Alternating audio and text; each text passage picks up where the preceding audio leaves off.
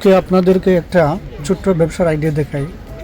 এটা হচ্ছে London natural history of museum, London British science মিউজিয়ামের পাশে। এখানে দেখতে পাচ্ছেন কত মানুষ প্রতিদিন যায়। এখন শীতকাল, তারপরেও প্রত্যেক দিন কমপক্ষে 20 থেকে 30 হাজার মানুষ এখানে ভিতরে ঢুকে মিউজিয়াম দেখার জন্য। এই সামনে দেখতে পাচ্ছেন ছোট্ট একটা ব্যান্ডার, উনি শুধু হটডগ বিক্রি করে, একটা বাগেট এর ভিতরে সসেজ, আর কিছু না। আর সালাদ হিসেবে শুধু অনিয়ন দেয়, আর কিছু দিন না। 2জন মানুষের কাজ করতে এত লম্বা লাইন। আমি এখানে 6-7 ঘন্টা ছিলাম।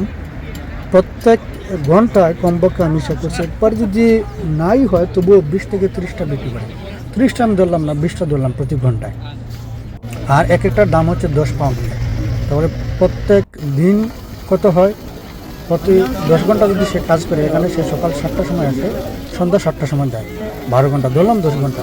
তাহলে প্রত্যেক সপ্তাহে কত আসে, প্রত্যেক মাসে কত, প্রত্যেক বছরে কত। আপনার টাকা বানাইতে বেশি সময় লাগে না যদি আপনার সুযোগে সদ্ব্যবহার করেন।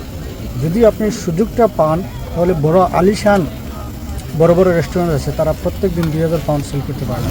তো সে শুধু হটডগ বিক্রি, একটা আইটেম বিক্রি করে প্রতিদিন 2000 পাউন্ড ইনকাম করতেছে।